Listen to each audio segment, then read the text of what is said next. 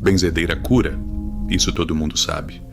Mas o que ninguém te conta é o que acontece depois que a porta fecha, depois que a pessoa curada vai embora com a saúde de volta. O que é que sobra naquele quarto? O que é que fica grudado na roupa, na carne e na alma de quem rezou? Hoje, o Contos do Max vai cruzar uma linha que a maioria dos canais não tem coragem de cruzar. Nós vamos falar sobre a podridão física, sobre a loucura que consomem quem ousa puxar o mal dos outros para dentro de si. Prepara o seu estômago, porque hoje o preço da cura é pago com a própria vida. A tradição das benzedeiras existe há séculos nesse país. Em cada interior esquecido, onde a medicina virou as costas, tem uma mulher que usa a fé como bisturi. Ela reza, passa ramos, acende velas e conversa com forças que a gente não enxerga. Mas existe um segredo que poucos falam abertamente. A benzedeira não joga o mal fora. Ela puxa. Ela funciona como um filtro de carne e osso. O quebranto, o mal olhado, a doença jogada por feitiço, tudo isso entra nela. É como se a escuridão precisasse de um novo endereço e o corpo de quem benze fosse a nova morada amaldiçoada. Os sinais são sutis, a temperatura do quarto que despenca de uma hora para outra, o ar que fica com aquele cheiro de ozônio, de chuva prestes a cair bem antes de um raio, e o odor que gruda nas mãos da rezadeira horas depois da reza, um cheiro de terra molhada e carne podre que não tem nome bonito. Quem já esteve perto sabe do que eu tô falando. Quem nunca esteve deveria rezar para nunca precisar saber. O que você vai ouvir agora é o que acontece quando esse filtro chega no limite. Quando a carne humana não aguenta mais absorver o que não é dela. As histórias que eu trago hoje são um alerta, um aviso sobre o preço terrível que se paga por desafiar a ordem natural do sofrimento. Hoje você vai entender por que o que elas sugam não desaparece. Vamos ao primeiro relato.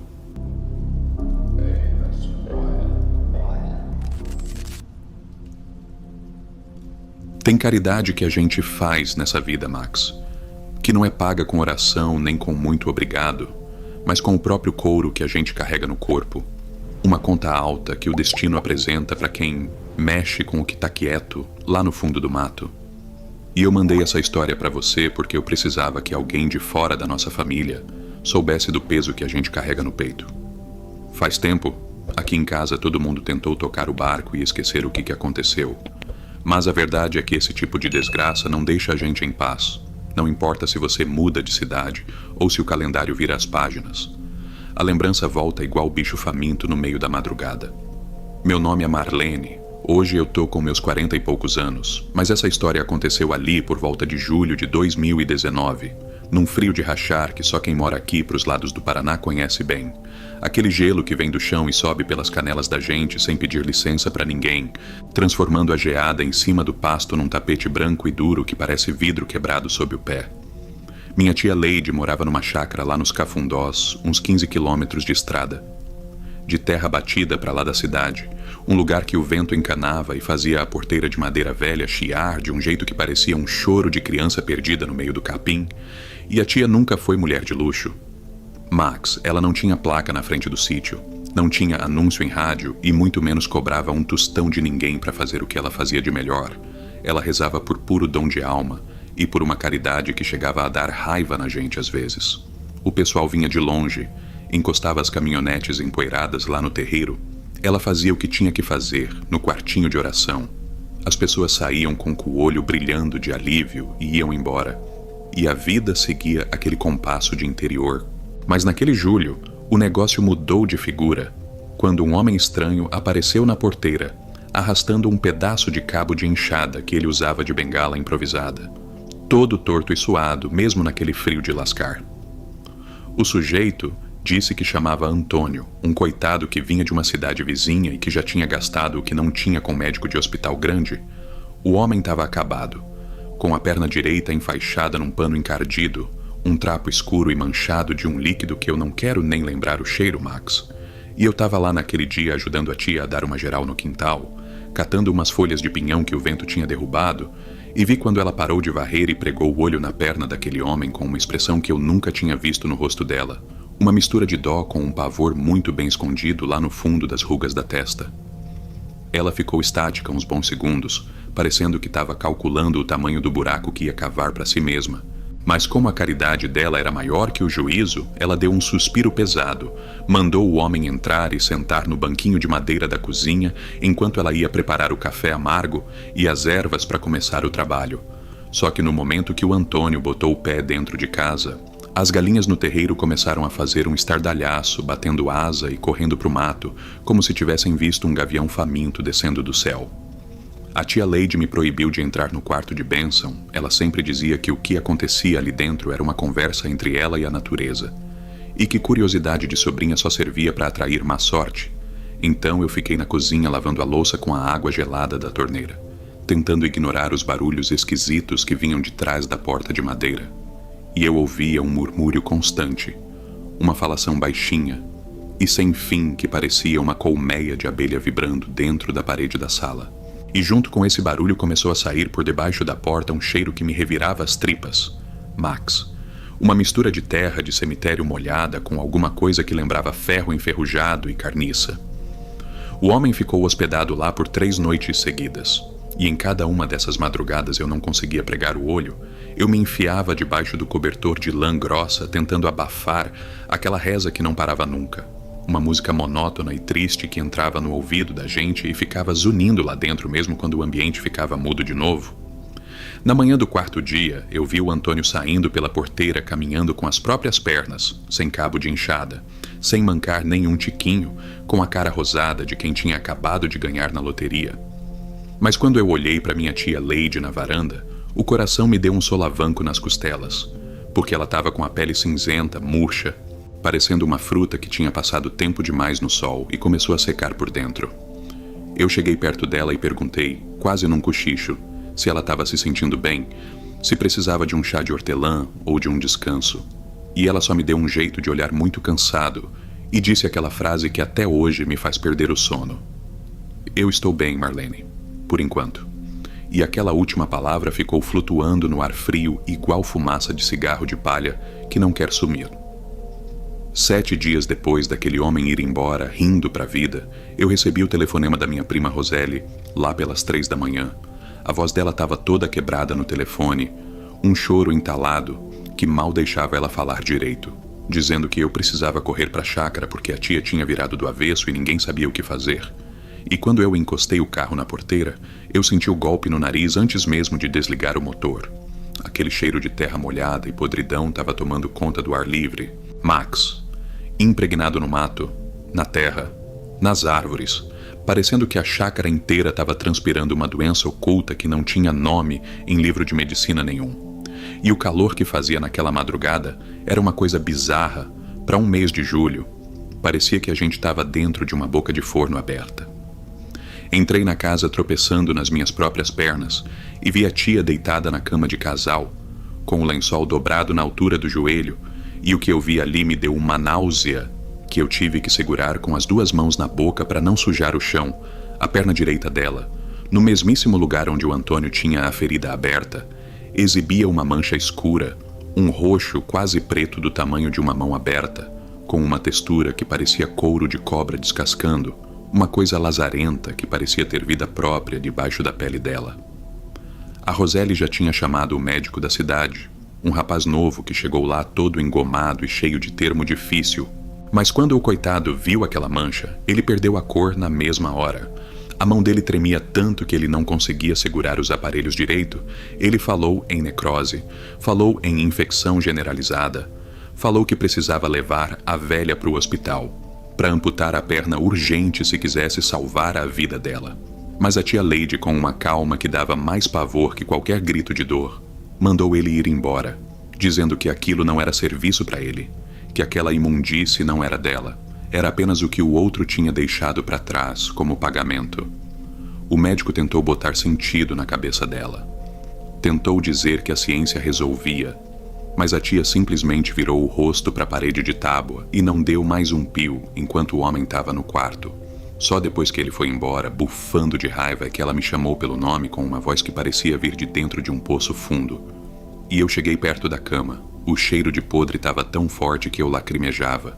E ela me pegou pela mão com uma força de quem não queria cair E disse que quando a gente reza de verdade, Marlene, a gente faz um trato com a própria natureza, que é bruta e não perdoa dívida de ninguém. Ela me contou que o mal que sai de um corpo tem que ir para algum lugar. Ele não some no ar igual fumaça, ele precisa de uma carne para morar. E ela sabia disso desde que era uma menina aprendendo as artes, com a avó dela lá pros lados de Minas.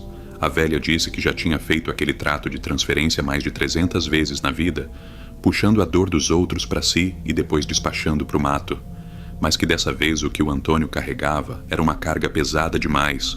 Uma maldição de família que não aceitava ser jogada fora e que tinha escolhido o corpo dela como morada final.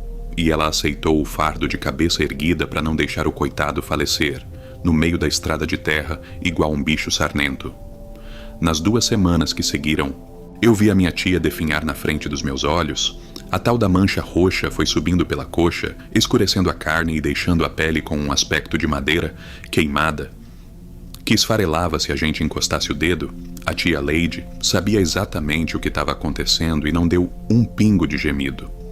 Ela passava as tardes deitada, ouvindo a rádio AM no radinho de pilha que ficava na mesa de cabeceira, pedindo para Roseli fazer um arroz com frango bem temperado com açafrão, conversando com as vizinhas que vinham visitar com aquela cara de velório antecipado. O quarto dela foi ficando cada vez mais frio, Max. Mas não era o frio gostoso de inverno, não. Era um gelo seco que parecia que tinha um bloco de mármore invisível parado no meio do cômodo.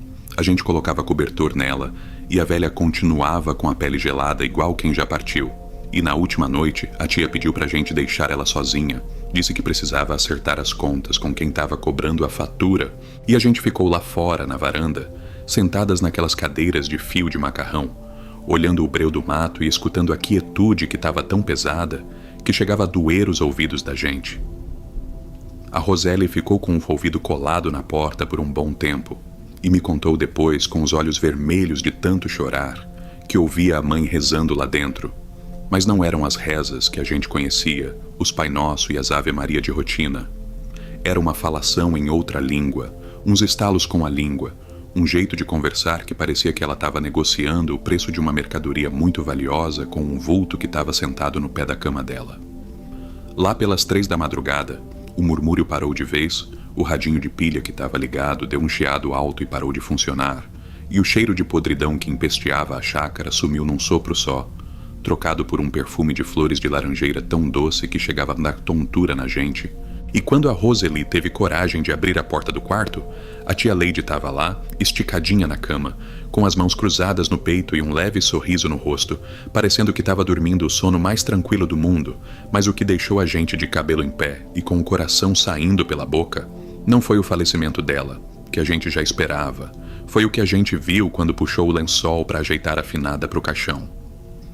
A perna direita da minha tia, aquela que estava toda comida pela rocheira e pela carne estragada até o quadril, estava limpinha, Max. A pele estava lisa, clara, sem uma marca sequer, sem uma cicatriz, parecendo perna de moça de 20 anos que nunca levou um tombo na vida. O mal que ela tinha puxado do Antônio simplesmente desapareceu no momento que ela deu o último suspiro. Como se a dívida tivesse sido quitada com a alma dela e a natureza tivesse devolvido a carcaça limpa para a terra, não reclamar do que estava recebendo. Até hoje a gente se pergunta o que foi aquele acerto de contas, e o tal do seu Antônio nunca mais deu as caras por aqui, nunca mandou um recado e muito menos veio agradecer a mulher que deu a própria vida para ele poder caminhar de novo. E isso deixa a gente com um amargor na boca que não passa nem com o café mais doce do mundo. O que eu aprendi com a partida da tia Leide e o que eu queria deixar de ensinamento para quem está ouvindo esse teu relato no breu da noite é que a gente precisa ter muito cuidado com o que pede e, principalmente, com o que aceita receber de graça nessa vida. Porque nada nesse mundo espiritual é dado sem uma contrapartida à altura. A benzedeira de verdade, aquela que carrega o dom no sangue, ela é uma ponte, e às vezes a ponte racha ou cai, porque o peso que está atravessando por cima dela é grande demais para a estrutura aguentar. Então, se você vai procurar ajuda para uma dor que não tem cura, para uma uruca que não sai da pele, entenda que alguém vai ter que carregar esse fardo no seu lugar se você não tiver força para aguentar o rojão sozinho. A caridade tem um preço invisível que a gente não vê na hora. E tem gente por aí caminhando feliz da vida, com saúde e dinheiro no bolso, sem saber que tem uma cruz de carne apodrecendo no ombro de alguém que escolheu o silêncio e o sacrifício para salvar a pele de um desconhecido. E se você não tiver gratidão no peito, a natureza dá um jeito de cobrar a conta de novo lá na frente, porque o mal que a tia Lady limpou daquela perna tá por aí, vagando no vento, esperando o próximo trato ser feito no meio do mato.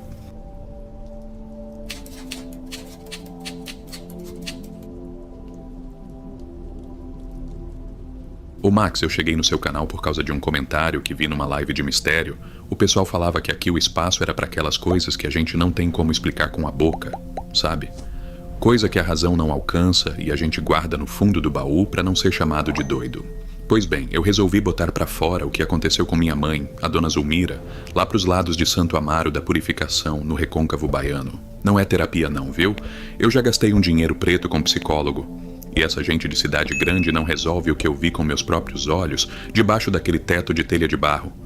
Eu te mando esse relato porque a verdade é um bicho que não gosta de ficar engavetado. Ela morde a gente por dentro até a gente abrir o bico. Meu nome é Danilo. Tô com 41 anos nas costas. Mas se você me visse 10 anos atrás, diria que eu era outro homem. Hoje eu carrego um cansaço que não sai no banho. Minha mãe, a Zulmira, era uma instituição naquela região, Max. Gente de Salvador pegava a estrada, vinha de carro importado só para subir a ladeira e bater no portão dela. Ela tinha um dom muito específico. Uma lida brava com criança que estava com perturbação era o nome que ela dava para aquele estado de espírito que deixava os pequenos esquisitos. Sabe aquela criança que para de comer do nada, que chora um choro fino que corta o coração e fica com o olho virado, oco, parecendo que a alma foi passear e esqueceu de voltar pro corpo? Pois é, o povo trazia pra Zulmira e a mágica acontecia. Eu cresci vendo o moleque chegar carregado com a cara cinzenta e sair de lá meia hora depois pulando feito cabrito no terreiro, rindo pra parede. Minha mãe nunca foi de contar vantagem. Ela dizia que contar os milagres era vaidade e que a vaidade era o primeiro degrau pra queda. Então ela guardava tudo pra ela. Mas o que eu não sabia, Max, é que ela era um tipo de recipiente de lixo espiritual. Para ela, a tal da perturbação não era uma doença que se jogava fora com um banho de arruda e pronto. Não, senhor, ela acreditava que aquela coisa que estava grudada na criança precisava de um lugar para ir. E como ela era a curandeira, ela se oferecia como o pote para guardar aquela sujeira. Ela absorvia o ranço, a inveja, o encosto, o que fosse, achando na inocência dela que tinha um controle absoluto sobre o que ficava guardado no baú de dentro dela. Só que o baú um dia transborda, né? E o transbordamento dela começou em 2017, quando trouxeram um menino de uns 8 anos, chamado Caetano, filho de uma moça desesperada, que veio lá das bandas de cachoeira.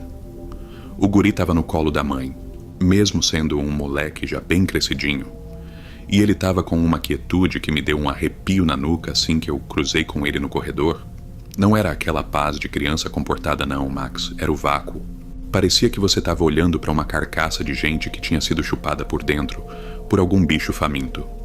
Minha mãe se trancou com o menino no quarto de bênção e ficou lá por 5 horas seguidas. Uma zoada de dar medo. Começou a sair de trás da porta. Eu sempre respeitei a regra de não entrar, mas dessa vez o clima estava tão pesado, o ar da casa estava tão carregado, que parecia que eu estava andando dentro de uma piscina de melaço de cana, grosso e difícil de puxar pro pulmão. Eu fiquei parado no corredor meio que sem querer, e o que eu ouvi ali me travou as pernas. Não era só a voz da minha mãe rezando aquele latim misturado com o dialeto que ela usava. Era um vai e vem de vozes diferentes, umas finas, outras que pareciam um rosnado de bicho entalado na garganta.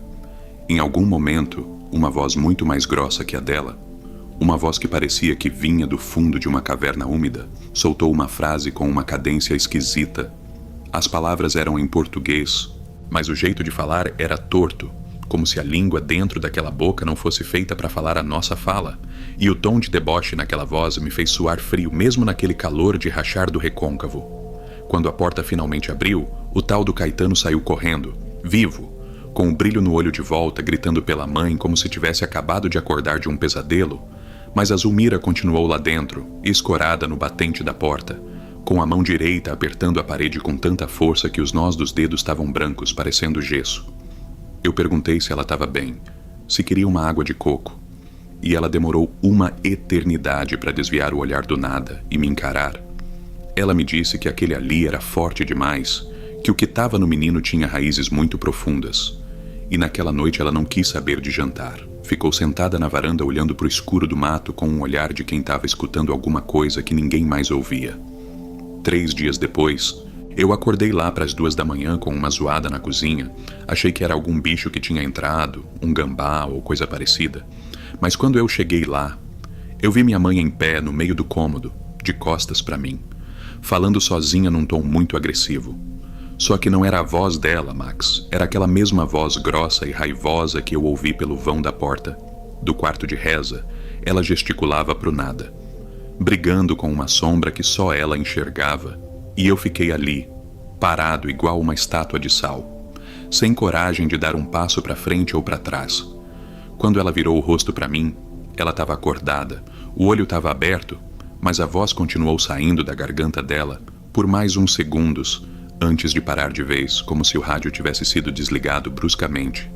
E ela só me olhou fria e disse para eu ir dormir. Seca desse jeito, como se fosse a coisa mais normal do mundo, uma senhora de 65 anos falar grosso igual um capeta no meio da madrugada. Nos dias que vieram, o negócio só foi ladeira abaixo. Ela começou a responder pergunta que ninguém tinha feito em voz alta, a rir sozinha de piada que ninguém contou e a fazer uns gestos bruscos no meio da prosa, como se estivesse afastando uma mosca invisível que estava rodeando a cabeça dela o tempo todo. Eu, no meu desespero de filho, fui pesquisar na internet. Achei que podia ser algum surto, alguma coisa de psiquiatria. Levei uns textos para ela ler e ela me deu um olhar de dar dó. Me disse que sabia exatamente o que era aquilo, que não era doença de médico não. Eram todos eles, Max. Todos os encostos e perturbações que ela tinha arrancado das crianças ao longo de 30 anos e que ela tinha guardado dentro de si, achando que era um cofre forte. Agora os bichos estavam querendo um pedaço dela para sair. Eles queriam a voz dela, o corpo dela, a vida dela como pagamento pelo tempo que ficaram trancados. E a Zulmira resolveu se trancar de vez para não deixar aquela imundície espalhar pela casa. Ela comprou um cadeado reforçado, fechou a porta do quarto por dentro e eu só via o rastro de sal grosso que ela jogava nas frestas para tentar manter o cerco. A casa foi tomando um cheiro esquisito, uma mistura de ozônio, de curto-circuito, com um fundo de coisa podre, um cheiro que grudava na roupa e não saía nem com sabão de coco. E durante 6 semanas eu vivi um inferno. Eu encostava o ouvido na porta do quarto e ouvia conversas inteiras lá dentro. Não era monólogo não, meu rei. Eram várias vozes discutindo, rindo, umas chorando e outras dando ordens. Um arquivo vivo de desgraça espiritual que ela tinha colecionado por caridade. Eu chamei todo mundo. Trouxe médico, trouxe pastor que gritou até ficar rouco na porta, e até o pai de santo mais respeitado da região veio tentar dar um jeito. O homem ficou 40 minutos lá dentro com ela e saiu de lá com a testa suada, com o rosto cinza, dizendo pra gente que não tinha como limpar aquele arquivo porque não era uma presença só, era uma multidão que tinha feito morada na garganta dela. No auge da crise, eu ouvi minha mãe gritar com umas 3 ou 4 vozes ao mesmo tempo, uma sobreposta na outra, como se tivesse um coral de loucos saindo de uma boca só. O barulho era tão medonho que minha tia Benedita saiu correndo pra rua rezando o terço e não voltou mais. Mas eu fiquei ali. Não sei se por coragem ou se por pura paralisia de choque, mas eu não ia deixar minha velha sozinha naquela briga. De repente, a gritaria parou. Ela abriu a porta do quarto com uma calma que me assustou mais que o barulho. Me olhou com uma clareza que eu não via fazia tempo e me pediu uma coisa que eu não tenho coragem de botar no papel até hoje, Max. Um pedido que me dói na alma só de lembrar, mas que serviu para ela ser internada na semana seguinte por vontade própria. Num lugar com parede de concreto grosso, sem janela grande, onde ela disse que ficaria mais difícil de eles entrarem ou saírem. Minha mãe ficou 4 meses internada. Voltou para casa medicada, muito mais quieta, parecendo uma sombra do que ela era antes. Hoje ela funciona, faz o café dela, assiste a novela, mas nunca mais encostou um ramo de arruda em ninguém. Nunca mais deixou uma criança passar do portão para dentro. O dom dela secou feito poça d'água no sol do meio-dia. Ela nunca mais dorme sem a luz acesa, Max. E se alguém faz uma zoada de madrugada, a velha acorda em pânico, com o coração saindo pela boca, olhando fixo para os cantos do teto como se estivesse esperando a próxima prestação da dívida aparecer para cobrar o resto. Ela tá viva, mora aqui com a gente, mas aquela Zulmira que curava o mundo e absorvia a dor dos pequenos, essa mulher morreu em 2017 e deixou essa casca assustada no lugar. O que prova pra gente que o bem que se faz sem proteção é uma faca de 2 gumes que corta a mão de quem tá segurando o cabo. E o que fica dessa história toda pra quem tá ouvindo aí, meu povo, é que a gente precisa ter muito respeito com o mundo do invisível, porque o corpo da gente não foi feito para ser depósito de lixo de ninguém, nem por caridade. Ser bom é bonito na teoria, mas no mundo das sombras, a conta chega e o cobrador não quer saber se você foi santo ou se foi pecador. Ele quer a energia, quer o espaço, quer a vida. Então, se você tem um dom ou quer ajudar alguém, aprenda primeiro a limpar a própria casa e a não guardar o que não te pertence. Porque um arquivo cheio de voz ruim é uma prisão que não tem chave e que te deixa no escuro pro resto da vida. Minha mãe salvou centenas de crianças, mas o preço foi perder a própria paz e viver o resto dos dias olhando pro canto da parede com medo de quem tá morando lá dentro dela. Então tome muito cuidado com o que você decide carregar nas costas, porque tem fardo que a gente não larga nem depois que a reza termina.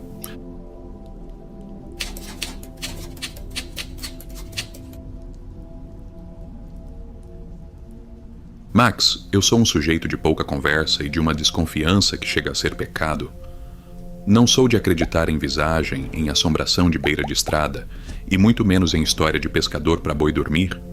Eu sempre fui do tipo que só bota fé naquilo que pode pegar com a mão e sentir o peso. Mas o que eu vou te relatar aqui, eu toquei com os meus próprios dedos e senti o frio na pele.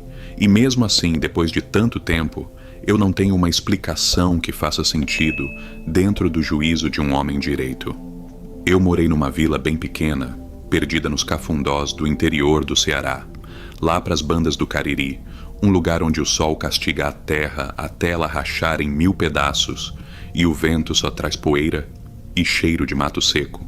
Era uma vilinha de uns 200 habitantes. Uma rua só de chão batido, uma igrejinha de torre torta e um mercadinho que servia de tudo, de farmácia a confessionário, dependendo da hora do dia. E lá no final dessa rua, numa casinha de taipa com o quintal todo cercado de palma e mandacaru, morava a avó Rita, uma senhora de 80 anos que era a única coisa que a gente tinha no lugar de médico, já que o posto de saúde mais perto ficava a 40 quilômetros de estrada de terra que, quando a chuva vinha, virava um sabão que nem jumento conseguia atravessar. Toda vez que alguém adoecia, que o corpo fechava de febre, ou que uma criança não parava de berrar com o bucho virado, o destino era um só. A casa da avó Rita, ela recebia todo mundo com um café ralo e uma paciência que parecia não ter fim, rezando com os ramos de arruda, passando a mão na testa da gente e fazendo uns chazinhos de planta que ela mesma colhia no pé do morro. Em 2011, deu um surto lazarento na nossa vila, Max. Uma doença esquisita que a prefeitura nunca soube explicar direito o que era. Em questão de 3 meses, quase 70% do povo estava deitado, com uma febre que parecia fogo nas juntas, umas manchas vermelhas espalhadas pelo couro, e uma fraqueza que não deixava o cristão nem ficar em pé para ir ao banheiro. A vila parou. O silêncio era de dar medo. Só se ouvia o lamento do povo dentro das casas de barro, e a avó Rita, com os seus 80 anos e os ossos já querendo pedir aposentadoria, passou esses 3 meses andando de porta em porta, do nascer do sol até a madrugada. Sem parar 1 minuto sequer, ela parecia que tinha mais fôlego que a gente que estava na casa dos 40, carregando o seu embornal de ervas e a sua fé que era mais dura que a aroeira. Quando o surto finalmente passou, a vila foi se levantando devagar, todo mundo sarou, com exceção do seu maneco que já estava nas últimas antes da doença chegar e não tinha uma alma viva naquela região que não soubesse que a gente devia a vida à avó Rita. A velha tinha tirado a morte com a mão de dentro de cada casa. Só que aí, Max, começou uma parada que eu não entendo como aconteceu tão depressa. Uma ingratidão silenciosa e um medo que foi brotando no coração do povo igual praga no meio do feijão, coisa de poucas semanas depois da cura. As pessoas começaram a desviar do caminho da casa dela, As mães puxavam os filhos pelo braço se vissem a velha na calçada e os cachorros da vila, aqueles vira-latas que antes viviam dormindo no alpendre da casa dela, simplesmente sumiram de lá e não voltavam nem se jogassem um osso com carne. Eu achei aquilo uma falta de respeito tremenda, um absurdo com quem tinha salvado o povo. Até que uma tarde eu resolvi passar na frente da casa dela para dar um boa tarde, e o meu corpo inteiro travou antes mesmo de eu chegar no portão de madeira. Não tinha nada de diferente para se ver, a casa de taipa estava lá do mesmo jeito, o quintal cheio de palma continuava igual, mas quando eu parei na calçada eu senti um desconforto físico, uma pressão no peito que parecia que alguém estava pisando em cima do meu pulmão. E um frio, Max, um gelo que cortava a pele, sendo que era uma tarde de sertão de uns 40 graus na sombra, aquele mormaço que faz a vista tremer no asfalto. Eu entrei assim mesmo, na teimosia, e a avó Rita veio me atender na porta. Ela me deu um sorriso que me cortou por dentro.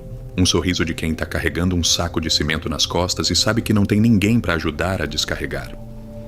E ela me disse com aquela voz mansa de sempre: Cícero, tu sabe que não precisava entrar aqui, meu filho. O ar daqui de dentro tá pesado para quem é de fora. Eu disse que tinha vindo ver como ela estava, e ela me mandou entrar. Me serviu um café e sentou na sua cadeira de balanço de palha. E assim que eu botei o pé dentro da sala, a temperatura mudou de uma vez só. Foi como se eu tivesse entrado dentro de um frigorífico. Um gelo seco que fazia a fumaça do café subir reta pro teto. E o cheiro... Max, o cheiro era de terra de cova recém-aberta misturado com o mofo de uma casa que ficou fechada por 100 anos. Tentei puxar uma prosa, perguntar da roça, da chuva que não vinha, mas a avó Rita estava distraída, o olhar dela estava pregado num canto da sala, um canto onde não tinha absolutamente nada. Só a parede pintada, de cal branca toda descascada, e ela ficava olhando para lá por tempo demais, sem piscar, como se estivesse acompanhando o movimento de alguém. Eu perguntei o que era que ela tanto via, e ela me respondeu sem tirar o olho do canto. Eles não saem dali, Cícero. Ficam olhando, esperando. Eu já falei que podem ir embora, que eu já dei a saúde que eles queriam pro povo, mas eles dizem que agora o lugar de morar é aqui comigo. Eu não perguntei quem eram eles, Max. O meu sangue gelou tanto que eu perdi a voz. Eu senti que se eu fizesse mais uma pergunta, a resposta ia ser um caminho sem volta para o meu juízo. Nos meses seguintes, a vila isolou a pobre da velha de vez. O povo dizia que a casa dela fazia mal, que quem entrava lá saía com o corpo pesado e passava dias com a alma carregada. E a avó Rita foi se encolhendo, parou de sair na rua, parou de rezar no terreiro e passou a ficar trancada no quarto, mesmo no calorão do verão cearense que faz a gente suar até parado na sombra. Na última vez que eu tive coragem de ir lá, bati na porta e ninguém atendeu, a porta estava destrancada, e eu entrei chamando-se o nome dela, ouvi uma resposta bem fraquinha vindo do quarto dos fundos, e fui até lá, abri a porta devagarzinho com o coração saindo pela boca, e a avó Rita estava deitada na cama de ferro, de olhos abertos olhando fixo pro teto. E o que eu vi ali em cima, Max, olha que eu sou o homem mais cético e pé no chão que você vai conhecer. Mas aquilo tirou o meu sono por semanas. Eram umas marcas escuras no teto de barro. Umas manchas pretas que tinham formato, Max, formato de dedos esticados, compridos. Como se alguma coisa tivesse do outro lado do forro pressionando para baixo, tentando rasgar a taipa e entrar no quarto de qualquer jeito. Eu chamei por ela, e a velha virou o rosto para mim com uma lucidez que me assustou. A voz estava normal, calma, a mesma mulher que me deu doce quando eu era moleque, e quando eu apontei para as marcas no teto, ela nem se deu ao trabalho de olhar para cima, só disse: Isso aí já faz tempo que tá tentando entrar, Cícero. Eu já nem vejo mais, eles cansam uma hora ou outra. Ela foi embora 2 meses depois, sozinha, sem ninguém para segurar a mão dela na hora da passagem.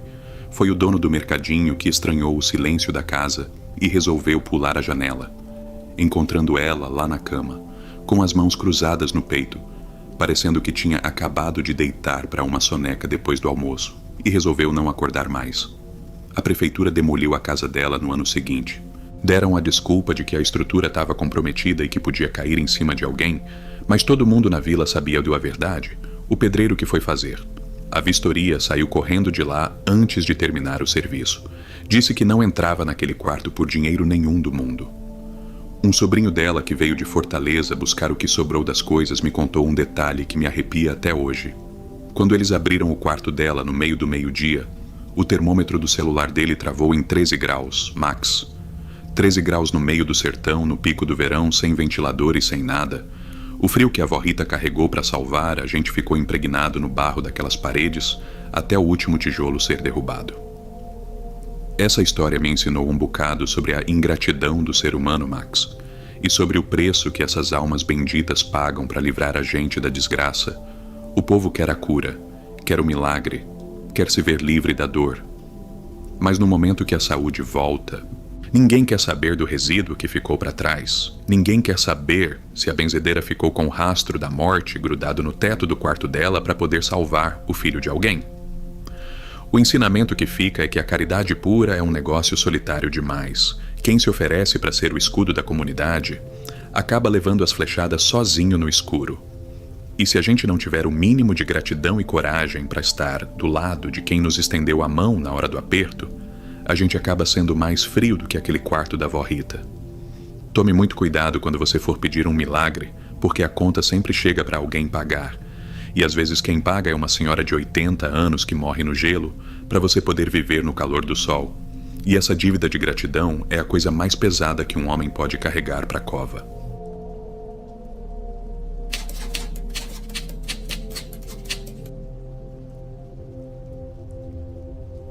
Escuta bem o que eu vou te falar, Max, porque eu não mandei essa história pra mais ninguém contar por mim não, sabe como é que é, né? Esse povo gosta de enfeitar o pavão, vira-te aquele telefone sem fio danado, e no fim a verdade se perde no meio da mentira. E o que eu tenho pra te entregar aqui é coisa séria, é coisa que me tira o sono faz 6 anos, e que eu precisei de muita coragem pra botar pra fora depois que eu vi os outros relatos aqui no seu canal. Meu nome é Helena, tenho 38 anos, moro aqui na região da Grande São Paulo. Não vou te falar a cidade exata por motivo de segurança da minha família, que ainda vive por lá. Mas o que importa é o que está acontecendo dentro do meu apartamento agora mesmo, enquanto eu gravo esse áudio para você com a mão tremendo e o coração batendo na garganta. Minha avó era daquelas benzedeiras de antigamente, sabe? O nome dela era Maria das Graças, mas para todo mundo, ela era só a Dona Graça, uma mulher baixinha, de fibra, que veio lá do Nordeste no começo dos anos 70 fugindo da seca, e trouxe na bagagem um dom que a vizinhança inteira respeitava. Ela morava num apartamento pequeno, daqueles conjuntos habitacionais antigos, e a fila para falar com ela dobrava o quarteirão. Era gente de tudo quanto é tipo, desde o peão da obra até madame de carro importado, todo mundo querendo uma reza, um passe, um alento para aquelas dores que remédio de farmácia não alcança. Eu fui criada ali no meio, Max. Morei com ela até os 12 anos porque minha mãe trabalhava feito uma condenada e era a vovó quem me buscava na escola, me dava o lanche e me deixava fazer a lição de casa na mesa da cozinha, enquanto o cheiro de erva queimada e arruda fresca tomava conta do corredor. Eu cresci vendo aquele vai e vem, a vela sempre acesa num quarto que ela chamava de quarto de trabalho. Um lugar que tinha um clima diferente, sabe? Um ar pesado, mais frio que o resto da casa, mas eu, na minha prepotência de jovem criada na cidade grande, nunca dei muita bola pro lado místico da coisa não. Para mim a minha avó era só uma mulher muito boa que acolhia as pessoas. E o milagre era mais psicológico do que qualquer outra coisa. Eu colocava aquele sobrenatural todo entre parênteses e seguia minha vida de adulta moderna, achando que o mundo era só o que a gente podia tocar e enxergar. Só que a conta desse meu ceticismo chegou de um jeito muito agressivo quando eu fiz 32 anos e a minha avó ficou doente de um jeito que médico nenhum conseguia explicar. Ela foi definhando na cama do hospital, mas os exames davam quase tudo normal. Só que as veias dos braços dela, Max, elas estavam com uma cor que me dava náusea só de olhar. Não era aquele roxo de sangue parado, não. Era um preto retinto, parecendo que tinham injetado piche por debaixo da pele dela. E se você olhasse com bastante atenção, dava para ver que aquelas veias estavam pulsando num ritmo totalmente diferente do coração. Parecia que tinha um bicho vivo ali dentro tentando achar a saída. Num dia que eu fui visitar ela sozinha, ela pediu para os enfermeiros saírem, me segurou pela mão com uma força que eu não sabia que ela ainda tinha, e me disse, com aquela voz rouca de quem já estava com o pé na cova, que ela carregava o acumulado de 50 anos de trabalho espiritual. Toda a nhaca, todo o encosto e toda a miséria que ela tirou do corpo dos outros ao longo da vida estava guardado ali dentro dela. e que enquanto ela vivesse ela sabia segurar o rojão, mas que quando ela partisse aquela energia ia ficar solta e ia precisar de um recipiente novo dentro da família, senão o troço ia procurar por conta própria. Ela queria me passar o dom, Max. Disse que era só eu segurar a mão dela e aceitar a reza de transferência para ela poder ir em paz, sem deixar aquela herança maldita solta por aí. Mas eu olhei para aquelas veias pretas pulsando errado, senti aquele cheiro de terra molhada vindo da boca dela, e o medo falou mais alto que o amor. Eu disse que não queria. Disse que não acreditava nessas coisas e que ela estava delirando por causa dos remédios. A Dona Graça não gritou, não me xingou, ela só ficou me olhando com uma tristeza profunda por um longo tempo e soltou o aviso que mudou o meu destino. Minha filha, o que você não receber por vontade vai te procurar do mesmo jeito, só que sem guia e sem proteção. 3 dias depois ela se foi. Eu tinha saído do quarto para tomar uma água e quando voltei, ela já estava coberta. E a enfermeira me contou, branca feito um papel, que nos últimos segundos a minha avó levantou os braços pro nada como se estivesse abraçando alguém invisível e que no momento que ela deu o último suspiro, a janela do quarto, que estava trancada por dentro no 11º andar, se escancarou sozinha num estrondo só. Eu chorei. Fiquei mal, mas no fundo ainda tentava me convencer de que aquilo tudo era só a tragédia do luto, a cabeça da gente prega peça quando a gente perde alguém querido, né? Só que a explicação racional durou exatamente 42 dias, Max, porque no 43º dia depois do enterro, eu acordei exatamente às 3 da madrugada, com a porta do meu quarto aberta, e eu sou do tipo que tranca tudo, hábito de quem mora sozinha em São Paulo, e quando eu fui levantar para fechar, o corredor estava com um frio que não fazia sentido nenhum, um gelo que parecia que estava saindo das paredes. Eu fechei a porta, voltei para a cama tremendo, e quando olhei para o teto, tinha uma mancha escura lá, não era mofo, não era infiltração, era uma coisa densa, sem forma definida, que parecia que estava me observando de cima para baixo.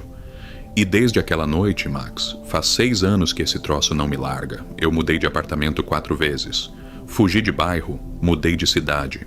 E a mancha vai junto, aparecendo toda a madrugada no teto do meu quarto, cada vez um pouquinho maior, cada vez mais perto da minha cama. Fui atrás de tudo que é ajuda.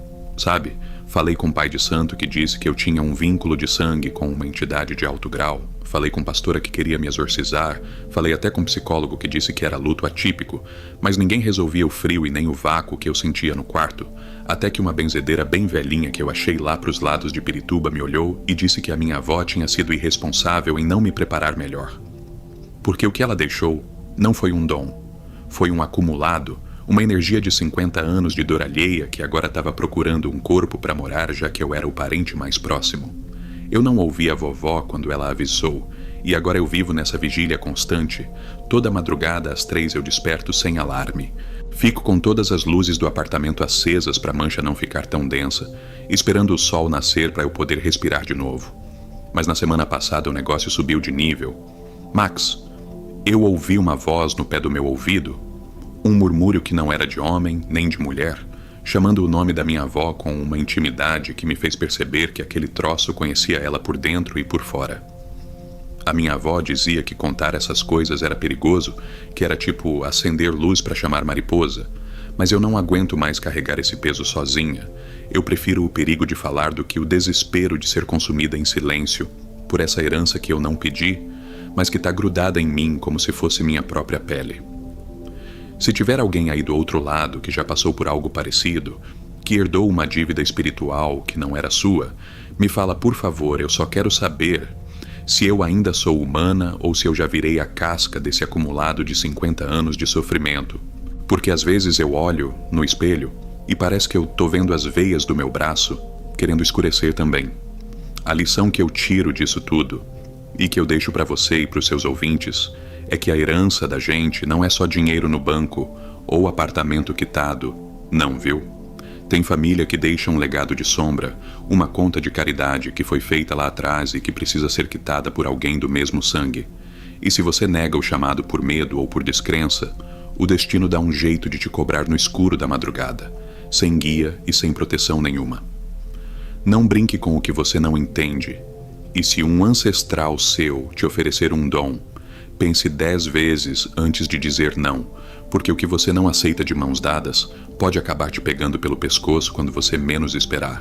A espiritualidade não é brincadeira de criança, e o acumulado de uma vida inteira de reza tem um peso que pode esmagar o juízo de qualquer um que tente fugir da sua própria história. Obrigada por me ouvir, Max.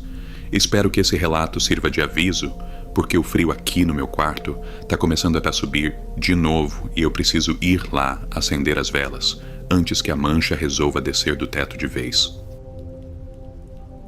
Meus amigos, esses 4 relatos nos deixam uma lição brutal. A natureza não perdoa desequilíbrios. Quando você arranca o sofrimento e a doença de alguém, aquela energia precisa ir para algum lugar.